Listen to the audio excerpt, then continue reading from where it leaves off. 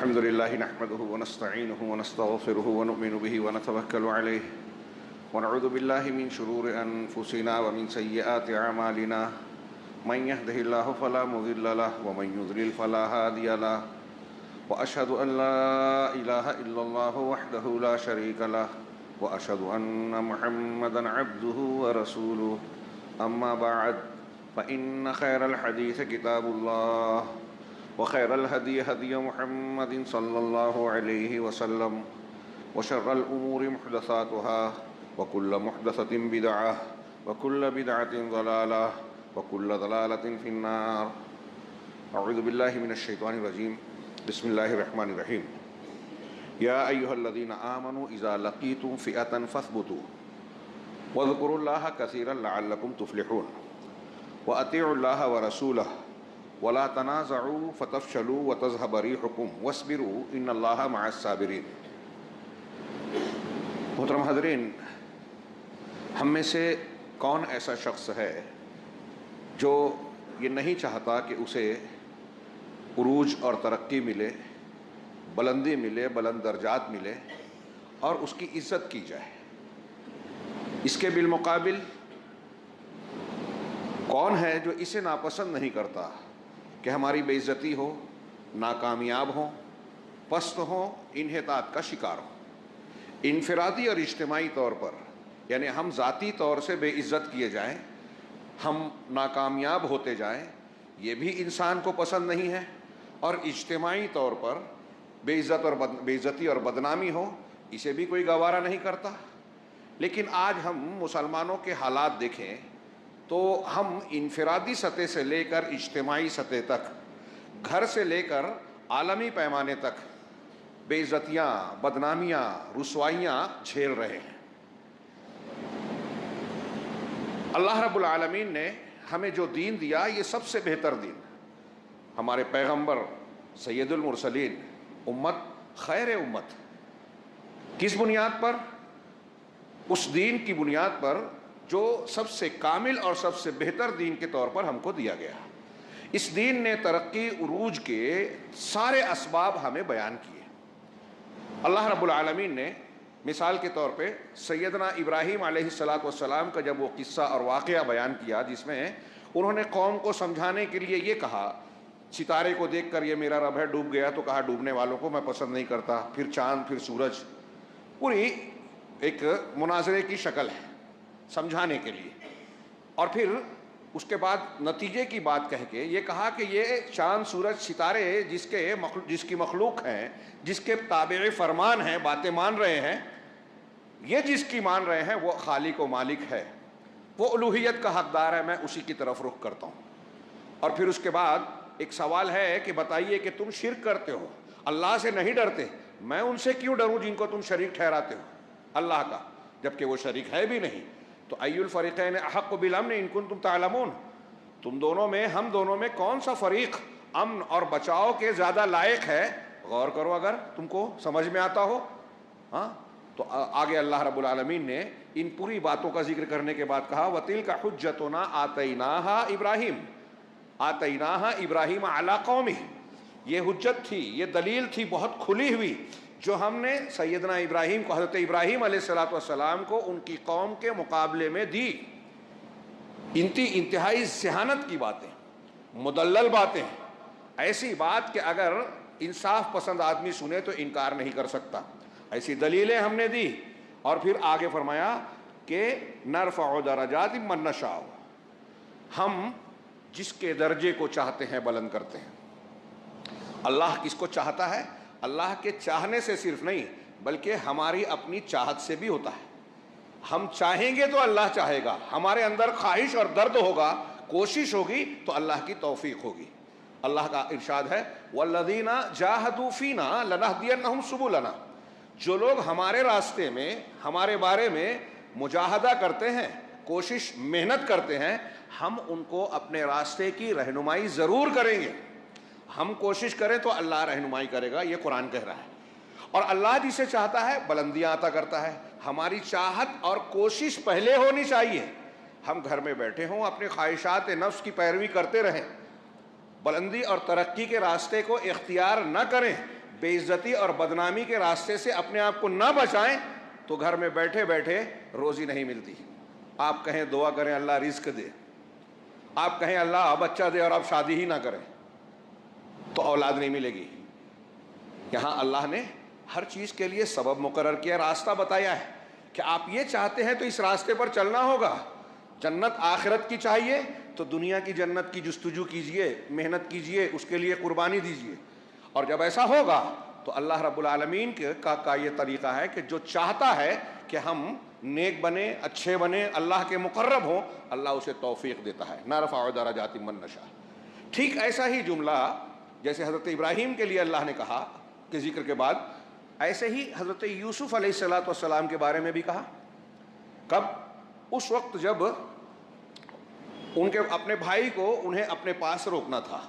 واقعہ آپ جانتے ہیں کہ سوتیلے بھائیوں کے ساتھ حقیقی بھائی کو بلوایا جب وہ اناج لینے آئے قحط کے زمانے میں، اور جب دوبارہ آئے اصلی بھائی کو لائے تو اس وقت یوسف علیہ السلام نے اپنی پہچان اور شناخت بھائیوں کو بتائی نہیں تھی. وہ جانتے نہیں تھے کہ یہ یوسف ہی ہے. ہاں، اب اپنے سگے بھائی کو اپنے پاس روکنا چاہتے تھے. قرآن نے کہا ما کان لیأخذ اخاه فی دین الملک. بادشاہ کے قانون کے مطابق وہ اپنے بھائی کو روک نہیں سکتے تھے. چنانچہ انہوں نے ایک تدبیر کی کہ بادشاہ کا ایک برتن ان کے سامان میں، اپنے سگے بھائی کے سامان میں رکھا، پیک ہو گیا. اس کے بعد اعلان ہوا کہ اے قافلے والو تم چور ہو.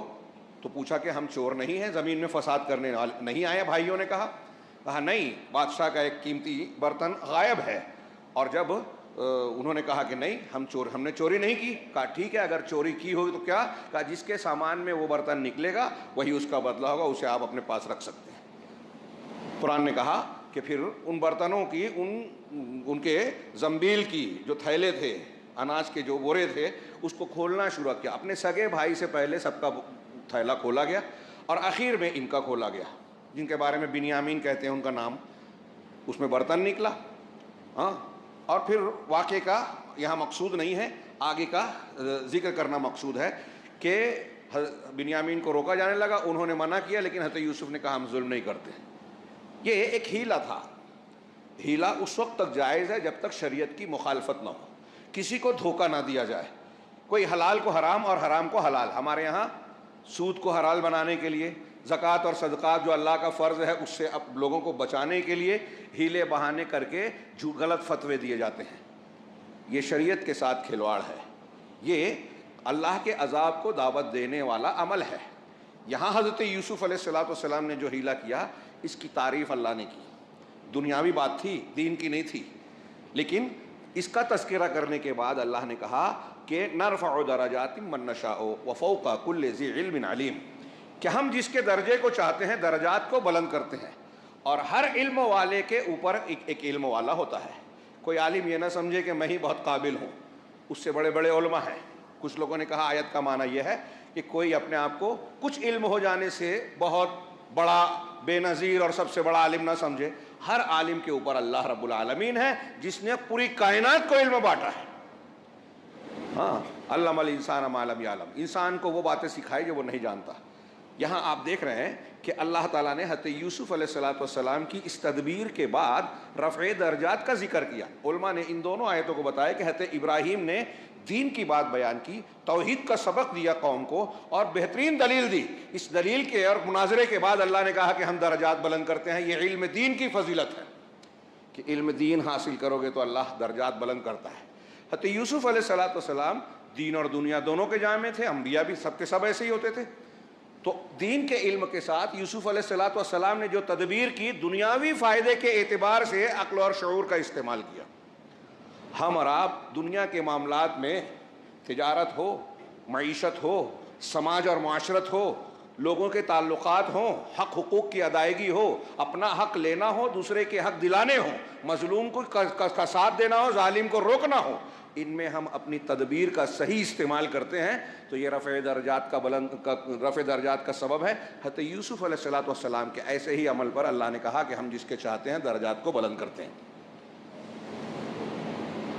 میں اختصار کے ساتھ یہ کہنا چاہتا ہوں کہ ہم اگر ترقی کرنا چاہتے ہیں، بدنامی بے عزتی سے بچ کر عزت چاہتے ہیں، ہمیں مارا جا رہا ہے، حملہ کیا جا رہا ہے، پوری قوم کو کہیں کہیں گھیر لیا گیا، وہاں تو حملے ہو رہے ہیں گھیر کر فوج اور جہاز کے ساتھ، جیسے غزہ میں ہم دیکھ رہے ہیں۔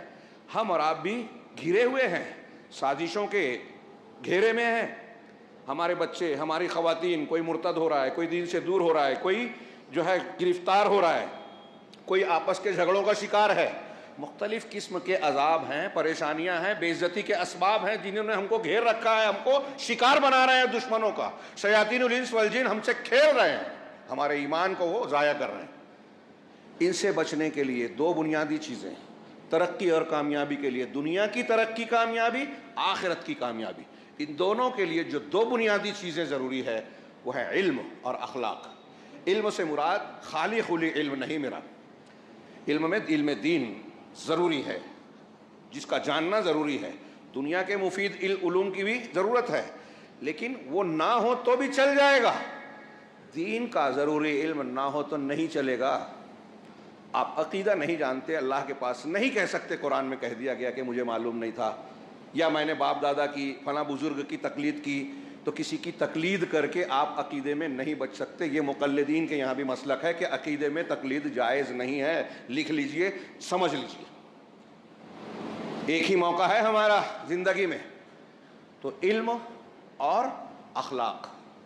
ہمارے یہاں ترقی کا مطلب یہ سمجھا جاتا ہے، آج مادہ پرست جو جیسے دنیا کی کافر قومیں ہیں، بہت سے مسلمان بھی ہو گئے، کہ پیسہ ہے، دولت ہے، اونچی نوکری ہے، عہدہ ہے، تو ہم کو بلندی مل رہی ہے، ہم بلند مقام اور ترقی والے ہیں، عزت والے ہیں، ایسا سمجھتے ہیں لوگ۔ لیکن یہ ایک ترقی کا ایک عنصر ہو سکتا ہے، یہ ترقی نہیں ہے اگر ایک آدمی وزیر اعظم بن جائے، صدر جمہوریہ بن جائے، لیکن قوم کے لوگ کہیں کہ یہ جھوٹا ہے، جملے بازی صرف کرتا ہے، دھوکہ دیتا ہے، قوم کو فائدہ پہنچانے کے نام پر صرف لوٹ مار مچا رکھا ہے، تو اس کو عہدوں کے باوجود کہیں گے عزت والا نہیں ہے، اونچائی پر نہیں ہے، وہ ذلیل ہے۔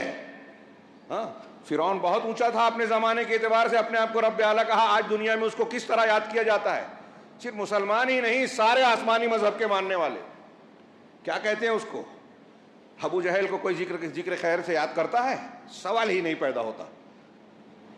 تو تھوڑی دیر کے لیے ظاہر میں سامنے کے لوگ غلط لوگوں کی چاپلوسی کریں، ارد گرد کے لوگ کہیں کہ آپ بہت اچھے ہیں، بہت بڑے ہیں، بہت اچھا کام کر رہے ہیں، لیکن حقیقت میں وہ اچھا اگر نہیں ہے، بد اخلاق ہے، ظالم ہے، تو وہ بے عزت ہونے والا ہے۔ یہ اللہ کا قانون ہے، اللہ ان کے درجات کو بلند کرتا ہے، عزت اور وقار ان کے لیے، وَلِلَّهِ الْعِزَّةُ وَلِرَسُولِهِ وَلِلْمُؤْمِنِينَ، عزت اللہ کے لیے ہے اور اللہ کے حکم سے رسول کے لیے، مومنین کے لیے۔ لیکن منافقین جانتے نہیں، جو اسلام مسلمان ہونے کا ڈھونگ رچاتے ہیں، منافقین کے بارے میں کہہ رہا ہوں، اس کی ایک تشریح کے طور پر کہہ رہا ہوں، ڈھونگ تو رچا رہے ہیں، مسلمان ہیں وہ نہیں، اندر سے نہیں ہے، اسلام کو مانتے نہیں، یہ سمجھتے نہیں ہیں، وہ سمجھتے ہیں دنیا داری میں عزت ہے، ہاں درباری بن جائیں، چاپلوسی کریں تو عزت ملے گی۔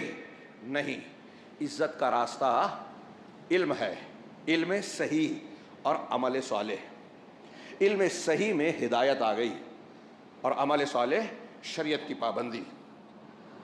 اس کو جو اختیار کرے گا، اس کو بظاہر دنیا حسد کرے، مخالفت کرے، رکاوٹ ڈالے، کوئی عزت اور بلندی پر جانے سے کوئی روک نہیں سکتا۔ حضرت موسیٰ علیہ السلام بنی اسرائیل کے فرد تھے، جب ولادت ہوئی تو فرعون کے حکم کے مطابق بچوں کو اس سال قتل کیا جا رہا تھا، قتل ہو جانا چاہیے تھا، اللہ نے بچایا، اللہ نے بچایا، محل میں پہنچایا۔ ان کے غلطی سے ایک قتل ہوا، مدین چلے گئے، ہاں بچ کر گئے، مدین پہنچے، ہاں تھکے ہارے سفر، لمبے سفر سے آئے، دو عورتیں اپنی بکریوں کے ساتھ کھڑی تھیں، انتظار کر رہی تھی کہ مرد حضرات پانی پلا دیں اپنے ریوڑ کو تو ہم پھر پلائیں۔ حضرت موسیٰ علیہ السلام نے پوچھا، کہا ایسا معاملہ ہے، خود جا کے پانی سینچا، نکالا، تھکے ہیں، ہارے ہیں، ہاں اور لمبے سفر سے آئے ہیں، پوری بکریوں کو پانی پلایا، کوئی معاوضہ نہیں مانگا کہ میں نے ایسا کیا ہے تو کچھ دیجیے، ہاں خیر کا کام کیا۔ انبیاء کی یہ شان ہوتی ہے، مومن کو ایسا ہی ہونا چاہیے، بے غرض لوگوں کے کام آئے، انہوں نے کر دیا۔ اب آپ سوچئے دنیاوی اعتبار سے سیدنا موسیٰ علیہ السلام کے پاس اس وقت کیا اسباب تھے جس سے اپنے معاملات کو درست کرتے؟ درخت کے نیچے بیٹھے، قرآن نے کہا، سورہ قصص پڑھیے، توحید کی کتنی شاندار دلیل، کیسی زبردست دلیل، بندگی کا کیسا اظہار. ابھی نبوت نہیں ملی، لیکن نبوت، ایک نبی اللہ کی نگرانی میں اپنے وقت گزارتا ہے اور پورے معاملات چل رہے ہیں اللہ کی نگرانی میں. حضرت موسیٰ کے کہ اللہ نے بچایا، فرعون کے محل تک پہنچایا، وہاں بہت کچھ سیکھنے کا موقع ملا، شاہی گور اور سیاست کیا ہوتی ہے قریب سے دیکھا. چنانچہ حضرت موسیٰ علیہ السلام درخت کے نیچے بیٹھتے ہیں اور ان کے جو الفاظ نقل کیے قرآن میں ہمیں دعا کے طور پہ مانگنا چاہیے، سیکھنا چاہیے. رب انی لما انزلت الی من خیر فقیر، کہ پروردگار تو جو بھی خیر میری طرف نازل کرے، جو بھی بھلائی خیر ضرورت کو پورا کرنے والی چیز خیر میں آ گئی سب، میں اس کا محتاج ہوں، فقیر ہوں. موسیٰ علیہ السلام کا کیا مقام ہے، اللہ سے مانگ رہے ہیں. آج ہمارے یہاں قرآن پڑھنے والے، اپنے آپ کو مسلمان کہنے والے، باباؤں، بزرگوں، پیروں، ولیوں، نبیوں سے مانگ رہے ہیں، اللہ کا در چھوڑ کر یہاں وہاں جھک رہے ہیں. ہاں، ایسی ایسی الٹی سیدھی چیزیں، قرآن پڑھتے ہی نہیں، سمجھتے ہی نہیں. اور ان کے گرد میں جو اصحاب جب و دستار ہیں، وہ بھی دکانیں چلا رہے ہیں شرک کی. ہاں، اللہ رب العالمین کے یہ پیغمبر اولاد مانگ رہے ہیں اللہ سے. حضرت ابراہیم، حضرت زکریا پڑھیے، عزت مانگ رہے ہیں، خیر مانگ رہے ہیں اللہ سے. اس کا مطلب اللہ سے مانگ رہے ہیں، خود کے پاس طاقت نہیں ہے نا، محتاج ہیں. حضرت موسیٰ کہہ رہے ہیں میں محتاج ہوں. اللہ نے پھر فوراً ایک عورت جن کو پانی پلایا تھا ان میں سے ایک آئی، اپنے گھر لے گئی. پھر کیا معاملہ ہوا، 10 سال وہاں نکاح ہو گیا، ٹھکانہ مل گیا. ایک کیسے انتظام ہوا، واپس آ رہے ہیں، نبوت مل گئی. اب فرعون کے دربار میں اس کی آنکھوں میں آنکھیں ڈال کر بات کر رہے ہیں. فرعون نے بہت کہا، سوچا نیچا دکھا دوں، جادوگروں سے ہرانے کی کوشش کی. جادوگروں نے معجزہ دیکھا، مسلمان ہو گئے. جو دبانا چاہ رہے ہیں نبیوں کو، یہ سبق ہے. آپ کے، ہمارے یا کسی فرعون کے دبانے سے کوئی موسیٰ دب نہیں پاتا، بلکہ وہ جب ڈبانے گیا تو خود ڈوب گیا. حضرت یوسف علیہ السلام کی سورہ یوسف دیکھیے. بھائیوں نے حسد کیا کہ ابا ہم سے زیادہ اس سے محبت کرتے ہیں، اس کو ٹھکانے لگانا چاہیے. احسن القصص کا ہے، پڑھنا چاہیے، بچوں کو پڑھانا چاہیے. ہمارے پرانے دور میں بزرگ جو ہے گھر میں بچوں کو واقعات سناتے تھے، سچے واقعات اللہ کے، انبیاء کے، اور پھر اس کے بعد صحابہ کرام کے. بہت ضروری ہے تربیت کے لیے. لکھ لیجئے جو میں کہہ رہا ہوں. یہ اس کے بالمقابل جو موبائل آ گیا ہے، موبائل ہمارے بچوں کو بگاڑ رہے ہیں، مرتد بنا رہے ہیں. ہاں، کارٹون میں، ٹی وی سیریل میں پوجا پاٹ دکھائی جاتی ہے، بزرگ دکھائی جاتی ہے، اسلام کے نام پہ مزار دکھایا جاتا ہے، تعزیہ دکھایا جاتا ہے. آپ کیا سمجھتے ہیں کہ اس کا کوئی اثر نہیں پڑتا؟ عقیدہ توحید اور اسلامی غیرت، ولا اور برا کو ختم کر دیا جاتا ہے. اور جس قوم میں، جس شخص میں ولا اور برا ختم ہو جائے، دینی غیرت مر جائے، بدعت اور شرک سے اس کو غصہ نہ آتا ہو، اپنے بچوں کے دین کی فکر نہ ستاتی ہو اس معاملے میں، اس کا اسلام، اس کا ایمان سمجھ لیجئے کہ خطرے میں ہے. اسلامی غیرت ہمیں زندہ رکھتی ہے، حق کی پہچان، حق کی قدردانی سکھاتی ہے. یہ غیرت مر گئی، آپ مر گئے، آپ کا دین مر گیا. یہ غیرت مارنے کے کام کہاں کہاں سے، نصاب تعلیم سے، فلموں سے، کارٹون سے، ٹی وی سیریل سے، اور ذرائع ابلاغ سے، ہر جگہ سے کیا جا رہا ہے، اسپورٹ سے کیا جا رہا ہے. تو اللہ تبارک و تعالیٰ نے حضرت یوسف کا واقعہ نقل کیا. دیکھیے، بھائیوں کو حسد ہوئی، اور اس لیے اپنے باپ سے روکنے کے لیے اور قصہ تمام کرنے کے لیے انہیں کنویں میں ڈالا ہے. سوچئے، جنہیں کنویں میں ڈالا گیا اللہ نے مصر کے تخت پر پہنچا دیا. کیسے؟ ایسے ہی نہیں، نکال دیے گئے، بیچے گئے، پہلے آزمائشوں سے گزرے. تو دیکھیے کہ اس گھر میں جہاں پل پس رہے ہیں وہاں پرورش بھی ہو رہی ہے. اس گھر کی خاتون امرأۃ العزیز، قرآن نے کہا، عزیز کی بیوی، ہاں، وزیر کی بیوی، اس نے ورغلایا، گناہ پر اکسایا. ہاں، قرآن نے نقشہ کھینچا، دروازے بند کر دیے، کہا آ جاؤ. تو یہ عورت تو مائل ہی تھی. اللہ نے کہا ہاں، وَلَقَدْ هَمَّتْ بِهَا وَهَمَّ بِهَا لَوْلَا أَن رَأَىٰ بُرْهَانَ رَبِّهِ. یہ تو مائل تھی، پورے طریقے سے ارادہ گناہ کر چکی تھی. یوسف بھی کر بیٹھتے اگر اپنے رب کی برہان نہ دیکھتے. نبی انسان ہوتے ہیں، خواہشات ان کو بھی ہوتی ہے. حضرت یوسف کے بارے میں قرآن کیا کہہ رہا ہے کہ اگر اللہ کی برہان، دلیل نہ دیکھی ہوتی تو یوسف علیہ السلام بھی مائل ہو جاتے. ہوئے نہیں. کیوں؟ اس کا مطلب یہ نہیں کہ خواہش نہیں تھی، ایسا کر سکتے تھے، نہیں کیا۔ برہان رب ہمارے سامنے بھی ہے کہ اللہ نے منع کیا، حرام کیا۔ یوسف علیہ السلام کو موقع تھا، دعوت گناہ تھی، نہیں کیا، ہاں بچ گئے۔ اس کے بعد اس نے زبردستی کرنا چاہی تو دروازے پر جو ہے اس کا شوہر اور دوسرے آ گئے، اس نے انہی پر الزام لگا دیا حضرت یوسف پر۔ ہاں گھر کے گواہ نے گواہی دی، غور کیجئے، یہاں بدنام ہو سکتے تھے، بے عزت ہو سکتے تھے۔ اور حضرت یوسف کو جب دعوت بھی ملی تو انہوں نے کہا کہ معاذ اللہ، ان ربی کیا ہے، انہ قد احسن مثواہ، کیا ہے، میرے رب نے، مالک نے میرے ساتھ اچھا سلوک کیا ہے، ٹھکانہ دیا ہے، میں ایسا گناہ نہیں کر سکتا کہ نہ غیر حاضری میں کسی کی خیانت کروں، اپنے مالک کی خیانت کروں جس کے گھر میں رہتا ہوں۔ ایک مومن کا کردار ہونا چاہیے۔ اور جب الزام لگا تو گھر کے گواہ نے کہا کہ اگر کپڑا یوسف کا آگے سے پھٹا ہو تو اس کی غلطی ہے، یعنی یہ زبردستی کر رہے ہیں، وہ روک رہی ہے تو کپڑا آگے سے پھٹے گا، اور اگر پیچھے سے پھٹا ہے تو یوسف سچے ہیں، وہ جھوٹی ہے، کہ اگر اس نے زبردستی کی تو یوسف بھاگیں گے تو اس کے سامنے یوسف علیہ السلام کا پچھواڑا ہوگا، پیچھے کا حصہ، اور پیچھے سے جب قمیص پکڑے گی تو پیچھے سے پھٹے گی، تو پیچھے سے پھٹی ہوگی تو وہ غلط۔ اس آیت سے، اس واقعے سے یہ قرآن کی تعلیم ملتی ہے کہ قرائن سے بھی سچ کا پتہ لگایا جا سکتا ہے۔ کپڑا پیچھے سے پھٹا تھا، یوسف علیہ السلام کی سچائی وہیں بے نقاب ہو گئی۔ ابھی عزیز نے اپنی بیوی کو تھوڑی نصیحت فضیحت کی، روک دیا معاملہ۔ مصر میں چرچا ہوا، عورتوں نے الزام لگایا، عورتوں کی دعوت رکھی گئی، یوسف علیہ السلام کو ان کے سامنے پیش کیا گیا، ان کے ہر ایک کے ہاتھ میں چھری تھی، چھری سے اپنی انگلیاں کاٹ لی یوسف علیہ السلام کو دیکھ کر، کیونکہ صحیح مسلم کی روایت میں انہیں نصف حسن دیا گیا تھا۔ ظاہر میں بھی حضرت یوسف علیہ السلام نہایت حسین و جمیل تھے، اور اخلاق و کردار تو انبیاء والا تھا۔ نبی کی اللہ کی نگرانی میں پہلے ہی خواب دیکھا تھا، یعقوب علیہ السلام کو خواب بتایا تھا، اسی سے پتہ تھا کہ نبی ہیں، ہونے والے ہیں۔ چنانچہ عورتوں نے دیکھا تو کہا حاشا للہ وقلنا، قرآن کہتا ہے حاشا للہ، ہاں ما ھذا بشر، کیا ہے، وقلنا حاشا للہ ما ھذا بشرا ان ھذا الا ملک کریم۔ حاشا للہ، ماشاء اللہ، یہ کوئی انسان نہیں ہے، یہ کوئی بزرگ فرشتہ ہے۔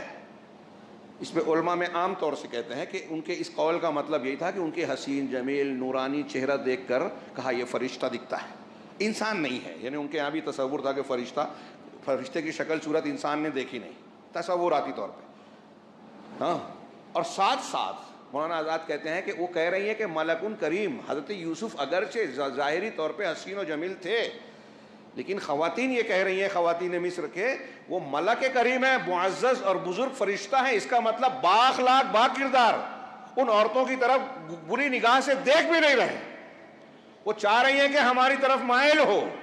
گویا آزاد معاشرہ تھا آج کے امریکہ اور یورپ کی طرح، امریکہ اور یورپ کی طرح، کہ عزیز مصر پر تو الزام لگا رہی ہے، لیکن خود جب دیکھا تو ان کے اوپر مائل ہو گئی، ان کی طرف مائل ہو گئی، اور عزیز مصر کہ یہی وہ شخص ہے جس کے بارے میں تم مجھے برا بھلا کہہ رہی تھی، دیکھو تم نے دیکھ کر خود بھی اپنے آپ کو قابو میں نہیں رکھا۔ تو مولانا آزاد کہتے ہیں، دوسرے لوگ بھی یہ کہتے ہیں کہ حضرت یوسف علیہ السلام ظاہری حسن کے ساتھ اخلاقی حسن کے حامل تھے، اسی لیے کہا کہ یہ ملک ہیں، فرشتہ ہیں۔ یہاں بھی انہوں نے کہا کہ میں اس گناہ کی طرف نہیں جاؤں گا، اور پھر دھمکی دی کہ اگر یہ ہماری بات مانے گا نہیں، عزیز مصر کی بیوی نے، تو اس کو قید خانے میں، جیل میں جانا پڑے گا۔ حضرت یوسف کا جملہ قرآن میں دیکھیے، رب السجن احب الی مما یدعوننی الیہ، کہ پروردگار قید خانہ میرے لیے زیادہ پسندیدہ ہے اس گناہ سے جس کی طرف یہ مجھے دعوت دے رہی ہے۔ حضرت یوسف کا کردار دیکھیے، اخلاق، کردار۔ پھر اس کے بعد جو ہے جیل چلے گئے، جیل میں جانے کے بعد دو ساتھی بھی ساتھ میں گئے۔ قرآن نے ان کا تذکرہ کرتے ہوئے کہا کہ انہوں نے، ان میں سے ایک نے، دونوں نے خواب بتایا اور خواب کی تعبیر پوچھی۔ خواب اور تعبیر، موقع نہیں ہے، وقت یوں ہی زیادہ ہو رہا ہے، سے صرف مقصود کی بات، بہت سارے ہدایات، دلچسپ مسائل اس میں آتے ہیں، ہمیں مطالعہ اور غور کرتے رہنا چاہیے۔ ابھی صرف مقصد کی، موضوع کی بات، کہ حضرت یوسف علیہ الصلوۃ والسلام سے جب انہوں نے التجا کی تو آپ نے کہا کہ میں کھانا آنے سے پہلے تم کو تمہارے خواب کی تعبیر تو بتا دوں گا، اس سے پہلے میری بات سن لو۔ دیکھیے موقع کا انتظار ایک مومن بندے کو ہونا چاہیے کہ اپنے دین ایمان دعوت کی بات کہاں رکھنا ہے۔ قید خانے میں حضرت یوسف اور دعوت کا کام کر رہے ہیں، یا صاحب السجن ارباب متفرقون، پوری تقریر کا ایک حصہ میں پڑھ رہا ہوں کہ میں اپنے باپ دادا کا دین جو ابراہیم اسحاق اور یعقوب کا ہے اس پر چلتا ہوں، ان اتبعت ملت آبائی، اور اسی ضمن میں کہا یا صاحب السجن، اے میرے قید کے دونوں ساتھیوں، ارباب متفرقون خیر ام اللہ الواحد القہار، کیا یہ الگ الگ بنائے ہوئے رب جو ہیں یہ بہتر ہیں کہ سب کو آپ خوش کر ہی نہیں سکتے؟ کئی ہو تو نہیں ہیں، یہاں ہندوستان میں تو کروڑوں میں مانے جاتے ہیں، تو کیا یہ بہتر ہے ام اللہ الواحد القہار، یا ایک اللہ جو سب پر تسلط اور غلبہ رکھتا ہے؟ ان ہی الا اسماء سمیتموها انتم وآباؤکم ما انزل اللہ بہا من سلطان، یہ تو بس کچھ نام ہیں جو تم نے اور تمہارے آباء و اجداد نے رکھ چھوڑے ہیں کہ یہ غوث ہیں، یہ غریب نواز ہیں، یہ فلاں ہیں، یہ فلاں ہیں، یہ تم نے نام رکھے ہیں، ما انزل اللہ بہا من سلطان، اللہ نے اس کی کوئی دلیل نہیں اتاری، اللہ نے نہیں کہا، رسول نے نہیں بتایا۔ تو یہ تقریر کی حضرت یوسف علیہ السلام توحید کی۔ اس مطالبے کے وقت قید خانے کے دونوں ساتھیوں نے جب سوال کیا تو اس میں سوال کے آخر میں دیکھیے کہ حضرت یوسف سے ہی اپنے خواب کی تعبیر کیوں پوچھی جبکہ قیدی ہیں؟ ان کا جو جملہ تھا کہ انا نراک من المحسنین، ہم آپ کو محسنین میں سے دیکھتے ہیں۔ اس سے پتہ چلا کہ حضرت یوسف قید خانے میں رہتے ہوئے بھی ایسے کردار کے حامل تھے کہ قیدی لوگوں کو بھی آپ کے کردار کا لوہا ماننا پڑا۔ احسان کرنے والے ہیں، اچھائی کرنے والے ہیں، آپ کے اندر خوبیاں ہیں، یہ کون مان رہا ہے؟ قیدی ساتھی کہہ رہے ہیں۔ یہاں بھی دیکھیے حضرت یوسف علیہ السلام قید خانے میں، پھر اس کے بعد خواب کی تعبیر پوری ہوئی، ایک کو پھانسی ہوئی، ایک بادشاہ کا مصاحب بنا، بادشاہ نے خواب دیکھا، اپنے خاص لوگوں سے تعبیر پوچھی، سب لوگوں نے کہا کہ اس کی کوئی تعبیر نہیں ہے، ہم جانتے بھی نہیں، اور یہ خواب پریشان لگتا ہے۔ جو مصاحب بنا تھا حضرت یوسف کا ساتھی کہتا ہے کہ میں آپ لوگوں کو تعبیر بتاتا ہوں، بھاگا دوڑا آیا، یوسف ایھا صدیق کہہ کے پکارا، ڈائریکٹ خواب بیان کیا۔ حضرت یوسف نے اس کو تانا نہیں دیا کہ میں نے کہا تھا کہ تم اپنے مالک کے پاس میرا ذکر کرنا، نبی کا یہ طریقہ نہیں ہوتا، مومن کا نہیں ہوتا تانے دینا۔ براہ راست انہوں نے خواب سنا، تعبیر بتائی کہ قحط پڑنے والا ہے، 7 سال بارش ہوگی، پھر 7 سال قحط پڑے گا، اس کے بعد پھر بارش ہوگی، تو قحط والے زمانے کا تم جو ہے اناج وغیرہ غلہ روک لینا۔ بادشاہ کو جب یہ تعبیر معلوم ہوئی تو اس نے کیا کہا؟ ائتونی استخلصہ لنفسی، کہ اسے میرے پاس لاؤ، میں اسے اپنے لیے خالص کر لوں گا، منتخب کر لوں گا، مشیر خاص بنا لوں گا۔ دیکھ رہے ہیں کہ بادشاہ بلا رہا ہے، کس بنیاد پر؟ خواب کی صحیح تعبیر بتائی۔ ابھی بلا رہے ہیں، بلانے سے پہلے جیسے ہی ان کو بتایا گیا تو کہا کہ یوسف کے بارے میں ان کو بولو، بلا کے لائے۔ تو حضرت یوسف علیہ السلام کو جب بلانے گئے فوراً دوڑ کے نہیں آ گئے۔ اللہ کے نبی صلی اللہ علیہ وسلم کی ایک حدیث میں کہتے ہیں کہ اللہ یوسف پر رحم کرے، کتنا صبر تھا، کیسے ان کے اندر جذبہ تھا۔ اتنے سالوں قید میں رہنے کے بعد اگر بادشاہ نے بلوایا ہے تو فوراً جاتے، ایک انسان جائے گا؟ انہوں نے کہا نہیں، میں ایسے نہیں آؤں گا، پہلے ان عورتوں سے بلا کے معاملے کی تحقیق کیجئے جن کے الزام میں میں یہاں جیل میں اندر ہوں، مجھے قید کیا گیا۔ غور کیجئے، کردار کی صفائی کروا رہے ہیں۔ جیل میں تھے، ریکارڈ میں بن جاتا، ابھی بولتے ہیں نا کہ وہ تڑی پار تھا، وہ پھلاں تھا، آج یہاں بیٹھا ہے، یہ بدنامی کا داغ وہ کسی کو دبا دے، دھلے گا تو نہیں۔ لیکن اگر جھوٹے الزام میں کوئی ہے، یہ بھی سوچنا چاہیے کہ ہمارے تعلق سے، نبی کے تعلق سے کتنے سالوں تک لوگ غلط خبریں پھیلا کے رکھے ہیں۔ آج ہمارے یہاں مسلمانوں یا ہم میں سے کسی کے بارے میں خبریں پھیلاتے ہیں، لوگ تحقیق نہیں کرتے، مان لیتے ہیں، سچائی کی طرف جاتے بھی نہیں ہیں۔ تو حضرت یوسف نے کہا کہ ان عورتوں کو بلایا جائے۔ بادشاہ نے معاملہ معلوم کیا، امراۃ العزیز کے ساتھ عورتوں کو بلایا گیا، کہا حقیقت حال کیا ہے بتاؤ، قرآن پڑھیے۔ پوچھا عزیز مصر کی بیوی سے تو کہا الآن حصحص الحق، اب ایسا ہے کہ حق کھل گیا ہے، نتھر گیا ہے۔ تو آگے اس نے کہا الآن حصحص الحق انا راودتہ عن نفسہ، ان کو ان کے جی کے خلاف میں نے ہی اکسایا تھا، گناہ پر میں نے ہی بھڑکانے کی کوشش کی تھی۔ وَإِنَّهُ لَمِنَ الصَّادِقِينَ، وہ سچا ہے۔ یوسف علیہ السلام بے گناہ ہیں، سچ بول رہے ہیں، انہوں نے کوئی گناہ نہیں کیا، پھر بھی کئی سال، کچھ لوگ کہتے ہیں 8 سال جیل میں رہے، سچے ہوتے۔ آج ہمارے یہاں کتنے بے گناہ لوگ ہیں، لیکن ان کا کردار، ان کا ایمان حضرت یوسف کی طرح نہیں ہے کہ اس طرح اللہ رب العالمین بے نقاب کر دے۔ پھر بھی ہوتے ہیں 10 سال بعد 20 سال بعد کورٹ کہتی ہے کہ کوئی ثبوت نہیں ہے، رہا کر دیا گیا۔ تو حضرت یوسف علیہ السلام کے بارے میں وہ عورت خود گواہی دے رہی ہے جو الزام لگا رہی تھی کہ وہ سچے ہیں، اور پھر اس نے کہا، یا کچھ لوگ کہتے ہیں حضرت یوسف کا یہ پورا معاملہ کیوں کیا، لیعلم ذالک لیعلم انی لم اخنہ بالغیب، یہ اس لیے میں نے کیا۔ حضرت یوسف کا قول زیادہ سمجھ میں آتا ہے، علامہ ابن کثیر کہتے ہیں امرات العزیز کا قول ہے، ہاں، کہ میں نے اس لیے کیا تاکہ میرے مالک یعنی امرات العزیز جو عزیز ہے اسے پتہ چل جائے کہ میں نے اس کے پیٹھ پیچھے غیر موجودگی میں خیانت نہیں کی، اور اللہ تبارک و تعالیٰ خائنین بد کردار لوگوں کو کی چال کو کامیاب نہیں کرتا۔ اب ہاں آخری بات کہہ رہا ہوں، یہ آیت دیکھیے، حضرت یوسف علیہ السلام کے بارے میں بادشاہ نے جب یہ سنا، ایک طرف خواب کی تعبیر سے پتہ چلا کہ علم والے ہیں، احسان و شعور والے ہیں، گہری نظر رکھتے ہیں، اور دوسری طرف اس گواہی اور معاملے سے پتہ چلا کہ وہ پاک دامن ہیں، ان کا کردار بہت اونچا ہے، نیک انسان ہے۔ بلایا تو قرآن نے کہا وقال الملک ائتونی بہ، بادشاہ نے کہا کہ اسے میرے پاس لاؤ، استخلصہ لنفسی، انہیں اپنے لیے میں خالص کر لوں گا، منتخب کر لوں گا، مشیر خاص بنا لوں گا۔ فلما کلمہ، پھر جب ان سے بات چیت کی، فلما کلمہ، جب ان سے بات چیت کی، قال انک اليوم لدینا مکین امین، تو کہا کہ آج تم ہمارے پاس، ہمارے نزدیک مکین ہو، مکین باعزت ہو۔ عزت کیسے ملتی ہے، یہاں سے ہم نے شروعات کی تھی۔ حضرت یوسف کہاں تھے؟ کنویں میں پھینکے گئے تھے۔ اب بادشاہ وقت کہہ رہا ہے مصر کا کہ آج آپ ہمارے پاس باعزت ہو، باوقار ہو، مکان اور مرتبے والے ہو، امین ہو، امانت دار ہو، بقابل اعتماد ہو، آپ کو ذمہ داریاں سونپی جا سکتی ہے۔ ہاں، تو کہا، حضرت یوسف نے کہا قال اجعلنی علی خزائن الارض انی حفیظ علیم، کہ اگر ایسا ہی ہے تو ٹھیک ہے، آپ مجھے خزائن الارض، زمین سے نکلنے والی چیزوں کے خزانے پر مامور کر دیجئے۔ خزانہ اس چیز کو کہتے ہیں جہاں کوئی چیز جمع کی جائے، آج ہمارے ہاں کسی مال کو جہاں رکھا جاتا ہے اس کو گودام کہتے ہیں۔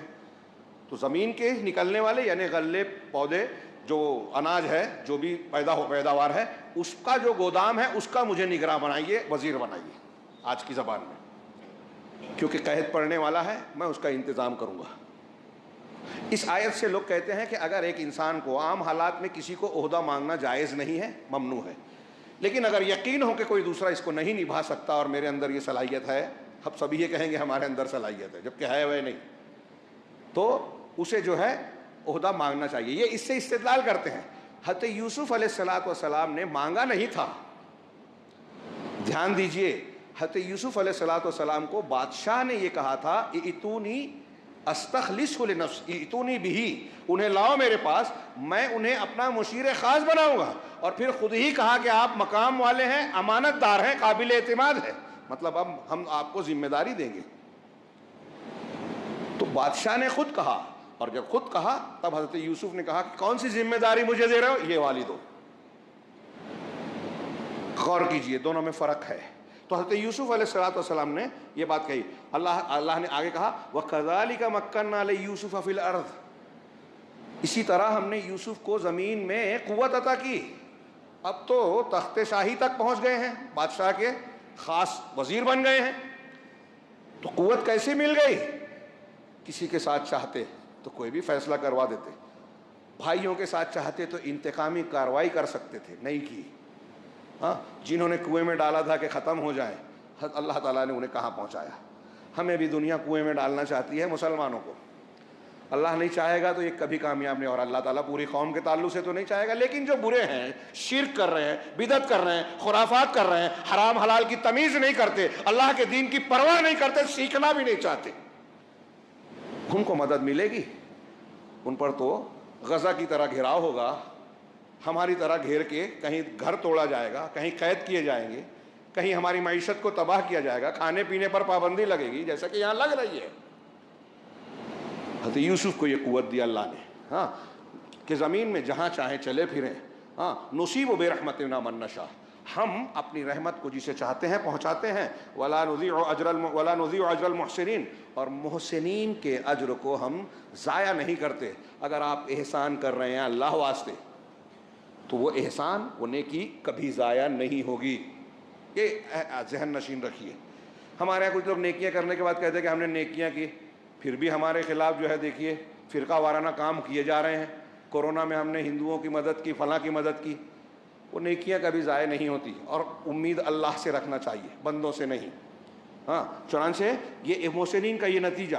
اس پورے واقعے کے بعد وقت زیادہ ہو چکا ہے, اس لیے نتیجے کی بات, اللہ تبارک و تعالیٰ نے جب حضرت یوسف کے بھائیوں نے پہچان لیا, شرمندہ ہوئے, ہاں, معافی مانگی, تو یوسف نے اللہ کے احسان کا ذکر کیا کہ اللہ نے مجھے یہ مقام دیا. حضرت یعقوب وغیرہ کے آنے کے بعد ساری باتوں کا ذکر کیا کہ مجھے اللہ نے قید خانے سے نکالا, یہ کیا, کہ یہ نہیں کہا کہ مجھے جو ہے کنویں سے نکالا. باریک اخلاقی بات ہے جو ہمارے لوگوں کی سمجھ میں نہیں آئے گی. ہم کسی کو تانا دینا, پچھلی برائی کا حوالہ دینا کمال سمجھتے ہیں. یہ تو نے ایسا کیا تھا نا, میں بھولا نہیں ہوں. بات بات میں ذکر کرتے ہیں, ہاں ہاں تو ایسا کیا تھا. حضرت یوسف نے اپنے بھائیوں سے یہ نہیں کہا کہ تم لوگوں نے مجھے کنویں میں پھینکا تھا, یہ آپ کا اخلاق تھا, بلکہ اس کے بالمقابل ان کو معافی دی. لا تثریب علیکم اليوم, آج تم پر کوئی دباؤ اور پکڑ نہیں ہے. ہاں, کتنی بڑی بات ہے, سوچئے کہ آسان بات نہیں ہے. کہ احسان کرنے والوں کا کردار ہوتا ہے. حضرت یوسف کے واقعے کے آخر میں اللہ تعالیٰ نے آخر میں یہ کہا, انہ من یتق ویصبر فان اللہ لا یضیع اجر المحسنین. یقیناً جو تقوی اختیار کرتا ہے اور صبر کرتا ہے تو اللہ تعالیٰ محسنین کے اجر کو ضائع نہیں کرتا. محسنین, اللہ کے ساتھ احسان عبادت میں ہوتا ہے کہ تم ایسے عبادت کرو کہ اللہ کو دیکھ رہے ہو یا اللہ آپ کو دیکھ رہا ہے. اللہ کے ساتھ عبادات کا یہ احسان ہے. ہمیشہ یاد رکھو کہ اللہ ہمیں دیکھ رہا ہے. چھپ کے موبائل پر اگر ہم کوئی گندی چیز دیکھ رہے ہیں تو اللہ کی نگاہ سے, علم سے چھپے ہوئے نہیں ہیں. کوئی گناہ کر رہے ہیں, خیانت کر رہے ہیں, زنا کر رہے ہیں, ناجائز تعلقات استوار کر رہے ہیں, کسی کا مال چوری کر رہے ہیں, خیانت کر رہے ہیں, پک پھنی مار رہے ہیں, دودھ میں پانی ملا رہے ہیں, بے ایمانی کر رہے ہیں, اللہ سے نہیں چھپے گا. ہاں, تقوی اختیار کیجیے, اور تقوی شریعت پر عمل, اور صبر جو مصیبت تکلیف دین کے راستے میں, اچھائی کے راستے میں آ رہی ہے, وہاں اپنے آپ پر کنٹرول. تو ایسے آدمی کا اجر ضائع نہیں ہوتا. ایسا آدمی بے عزت نہیں ہو سکتا. کوئی کنویں میں ڈالے, بھائی حسد کریں, رکاوٹ ڈالیں, قتل کرنا چاہیں, ہاں ہاں, کہ اس کو مار دیا جائے, ڈبو دیا جائے, ڈبا نہیں سکتے, کنویں میں ڈال نہیں سکتے. کنویں میں ڈال دیا تو مار نہیں سکتے. اگر اللہ رب العالمین نے بچانا چاہا, اور اللہ کب چاہے گا, رفع درجات کیسے دے گا, عزت اور کامیابی کب دے گا, جب ایمان ہوگا, تقوی ہوگا, شریعت پر عمل ہوگا. اور شریعت پر عمل کب ہوگا, جب ہم اسے سیکھیں گے, علم حاصل کریں گے. بادشاہت ملتی ہے تو دو صلاحیتیں ہیں, ظاہری طور سے بھی اور علمی طور سے. طالوت کو بادشاہ بنانے کا, بنی اسرائیل نے کہا تھا ہمارے اوپر کسی کو بادشاہ بناؤ, اللہ نے طالوت کو بنایا, اور وجہ بتائی, زادہ بسطۃ فی العلم والجسم, کہ ان کو علم اور جسم میں اللہ تبارک و تعالیٰ نے کشادگی دی تھی. علم میں بھی کشادگی اور جسم میں بھی کشادگی. یہ ترقی کا راستہ ہے. صحت بنائیں جسمانی, اور علم حاصل کریں, اور علم میں دنیا کے مفید علوم سے پہلے ان کے ساتھ ساتھ قرآن حدیث کا علم. یہ چند باتیں میں نے اس تناظر میں کی کہ عزت و کامیابی کیسے ملتی ہے. اصل جو میں نے آیت پڑھی تھی یہ غزوہ بدر, سورۃ الانفال کی وہ آیت جو غزوہ بدر کے تناظر میں تھی. یا ایھا الذین آمنوا اذا لقیتم فئۃ فاصبروا, اے ایمان والو جب تم کسی گروہ سے تمہارا مقابلہ ہو تو جم جاؤ. واذکروا اللہ کثیرا لعلکم تفلحون, اور اللہ تبارک و تعالیٰ کا خوب ذکر کرو تاکہ تم کامیاب ہو جاؤ. ان آیتوں پہ مجھے بولنا تھا, صرف ترجمہ کر کے بات کو ختم کرتا ہوں کہ اللہ تبارک و تعالیٰ نے ارشاد فرمایا کہ تم جب مقابلہ ہو تو جم جاؤ, یہ تمہارا اپنا عمل ہے, اور اللہ کا خوب ذکر کرو. ایک ہے جمنا, ایک ہے اللہ کا ذکر کرنا. پھر آگے کہا ہاں تاکہ کامیاب ہو جاؤ. کامیابی کے لیے یہ دونوں چیزیں ضروری ہے, اور اللہ اور اس کے رسول کی اطاعت کرو. وَأَطِیعُوا اللَّهَ وَرَسُولَهُ وَلَا تَنَازَعُوا, اور آپس میں جھگڑو نہیں. فتفشلوا کہ تم کمزور ہو جاؤ، وتذهب ريحكم تمہاری ہوا اکھڑ جائے، واصبروا اور صبر کرو، ان اللہ مع الصابرین اللہ صبر کرنے والوں کے ساتھ ہے۔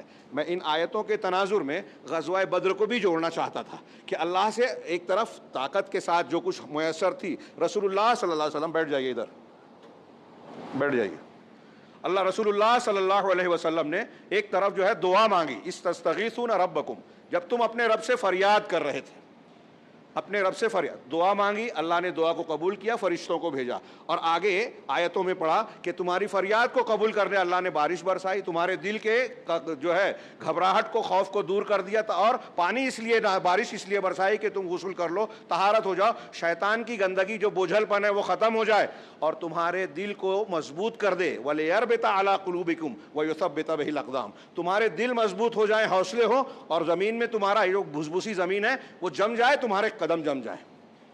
قوت یہ ہے، ایک تو یہ کہ آپ کے قدم جمیں، بہادری یہ نہیں ہے کہ آپ صرف انتقام لے، کسی کو غصہ بتائیں، کسی کے ساتھ زیادتی کریں، مار ٹھوک کریں، بلکہ اس سے پہلے بہادری یہ ہے کہ اپنے دل پر کنٹرول ہو، حوصلے مضبوط ہو، آپ غصے پر کنٹرول رکھیں۔ اسی لیے غصے پر کنٹرول کرنے والے کو اللہ کے رسول نے کہا کہ وہ پہلوان ہے، بہادر ہے، طاقتور ہے، قوت والے کو صرف نہیں کہا۔ تو اللہ تعالیٰ نے، میں یہاں یہ کہنا چاہ رہا ہوں کہ ظاہری قوت کے ساتھ ساتھ دل کی قوت ضروری ہے، اور میں ان آیتوں کے تناظر میں خاص طور سے اس بات پر فوکس کرنا چاہتا تھا جو کسی اور موقع پر انشاءاللہ بیان کروں گا، کہ قوت جیسے اس آیت میں جو آگے کہا گیا کہ اختلاف نہ کرو، جماعت اختیار کرو، اب ہم میں سے ایک شخص جو ہے یہ نہیں کر سکتا کہ پوری جماعت کو جوڑ لے، لیکن یہ تو کر سکتا ہے کہ اپنے آپ کو جماعت میں اختلاف کرنے والا نہ بنائے۔ تو میں یہ کہوں گا کہ ان آیتوں سے ہم اگر عزت کامیابی چاہتے ہیں تو کم سے کم اتنا سبق تو مسلمان سیکھیں کہ دوسروں کو نہیں تو کم سے کم اپنے آپ کو قرآن حدیث کے مطابق بنا لیں، اندر کی ظاہری قوت کے ساتھ دل کی قوت، ایمان، تقوی، صبر، یہ اپنے اندر پیدا کریں۔ لیکن ہمارے یہاں جب ترقی کی بات ہوتی ہے، بے عزتی کا معاملہ ہوتا ہے، تو بے عزتی کا الزام دوسروں پر ڈالتے ہیں، اور ترقی کی بات ہوتی ہے تو اپنے آپ کو چھوڑ کر دوسروں کی اصلاح کی بات کرتے ہیں۔ اللہ رب العالمین سے دعا ہے کہ وہ ہمیں دین کو سمجھنے اور خود پہلے اس پر عمل کرنے کی توفیق عطا فرمائے، تاکہ جب ہم خود عمل کریں تو اس کا اثر ہمارے بچوں پر، ہمارے گھر پر، ہمارے ارد گرد پر بھی پڑے گا۔ رب العالمین سے دعا ہے کہ دنیا اور آخرت کی خیر حاصل کرنے کا ہمیں حقدار بنائے، اور ہر قسم کے فتنے اور عذاب سے محفوظ رکھے۔ اقول قولی ھذا واستغفر اللہ لي ولكم ولسائر المسلمین، وصلی اللہ علی نبینا محمد۔ بارک اللہ لنا ولکم فی القرآن المجید، ونفعنا وإیاکم بالآیات والذکر الحکیم، انہ تعالی جواد کریم ملک بر غفور رحیم۔